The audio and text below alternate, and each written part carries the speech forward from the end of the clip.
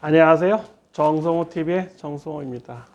4월 9일 헤드라인은 이마트가 장식했고, 두 번째는 오세훈 시장이 장식했고, 이제 세 번째는 G2라고 하죠. 미국과 중국의 패권이 쿼드, 즉 미국, 일본, 호주, 인도를 연결하는 쿼드 모양인데요. 여기에 미얀마가 껴있다는 기사가 나와 있습니다.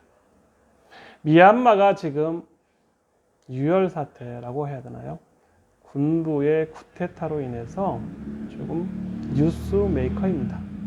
근데 오늘 기사에는 역시 G2 패권 경쟁 길목 미얀마, 미 쿼드 요청지, 중 석유 생명선이라는 간단 요약한 문구가 눈에 확 들어옵니다.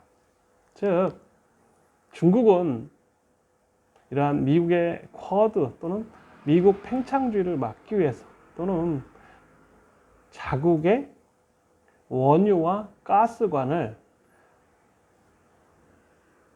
미얀마라고 하죠. 버마를 가로질러서 차우퓨 해변에까지 연결하면 바로 직선거리로 1200km를 관을 통해서 중국의 꾼민까지 연결된다고 합니다. 만약에 여기에 백길이 닿지 않으면, 이런 호수관으로 석유와 가스관을 하지 않으면 말라카 해협까지 돌아가야 되는데, 여기를 통과하려면 미국의 제재를 당할 수 있어서 미얀마는 중국의 엄청난 경제적 요충지라는 내용입니다. 그리고 미얀마의 수입과 수출의 30%를 중국이 차지하고 있다고 합니다. 그래서 미얀마와 중국은 국경을 맞대고 있는 것도 중요하지만 가장 중요한 것은 경제적 효과가 상당히 커서 아마도 쿠데타 세력 군부에 중국이 돈을 대고 있다는 얘기도 있고, 또 민주 세력에도 돈을 일부 대서 양다리를 걸친다는 얘기도 있습니다. 근데 미국은 이러한 중국에 비해서 경제 투자나 원조가 10분의 1도 안 된다고 합니다. 근데 미국으로서는 미얀마가 놓칠 수 없는 가장 중요한 군사 요충지의 하나일 수 있을 것입니다. 물론 인도도 중요하고 호주도 중요하고 일본, 한국이 정말 중요할 것입니다. 한국이 가장 중요해야 되는데 늘 패싱돼서 좀 가슴이 아프다는 게 제 생각이고요. 한국은 성공하려면 미국의 꼬리를 잡아야 된다. 불알이라도 붙잡아야 된다는 생각인데, 그건 제 생각입니다. 그 다음에 JP 모건의 CEO죠. 다이먼이 구디 럭스라고 해가지고 2023년까지 물가 안정, 금리 안정이 되어서 미국이 성장을 크게 할 것이다 라는 주제가 나왔는데, 이건 좀 더 눈여겨봐야 됩니다. 제가 23년까지는 물가나 또는 금리가 안정돼서 부동산이든 주식이든 투자해야 된다는 내용과 일맥상통해서 있고요. 다른 하나는 반도체 칩의 수급이 늘 불안해서 자동차, 애플, 모든 회사들이 지금 부품 전쟁을 하고 있다는 것이 메인이고요. 이러면 아마 공산품의 물가가 많이 오를 것이다. 이미 소비자 물가 중에 농수산물이 많이 오르고 있는 것과 비슷한 생각이 날 거고요.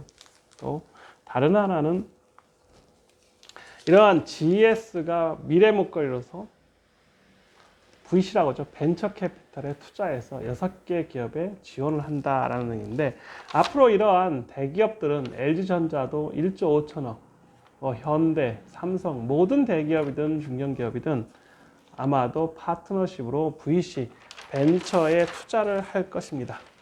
그리고 삼성전자가 자회사로서 세메스라는 회사를 키워서 반도체 장비죠. 자회사인데 이것이 1년 사이에 1조에서 2조 매출을 일어났고, 앞으로도 더 2년 사이에 5조 매출까지 늘어난다고 하니까 반도체 장비 및 반도체 관련 투자 및 회사가 폭풍 성장할 것 같습니다. 그리고 이제 BTS가 비버와 한솥밥을 먹는다. 즉 빅히트가 M&A를 통해서 미국 시장에 진출했고 그 파급 효과가 커서 뭐 주가를 목표 주가를 50만 원 간다는데 이건 조금 더 눈여겨봐야 되고요. 차라리 저는 그 중에 OTT 기업 중에 KT하고 대원 미디어를 전에 한번 얘기했습니다. 그래서 OTT 관련된 동영상 플랫폼 서비스, 넷플릭스나 디즈니 같은 이런 주식들이 앞으로 더 호황을 맞을 것 같습니다. 코로나가 계속되고 있기 때문에. 그래서 이러한 영상 관련된 비즈니스는 더 커지고요. 또 게임 관련된 주식도 커질 것입니다. 카카오 게임즈가 상장한다고 하니까 아마도 상당한 시장 파급이 있을 것 같고요. 그리고 저는 이제 오늘 그 얘기하는 것 중에 어제 그 시젠 얘기했는데요. 시젠 주식을 좀 샀어요. 무상 증자한다 했는데 여기에 재무제표가 정말 한마디로 골 때립니다. 1조 1천억 이상의 매출을 냈고 영업이익이 8,500억 정도 있는데 갑자기 또 수정돼서 6,500억 정도의 영업이익이 났다고 이제 공시됐나 본데요.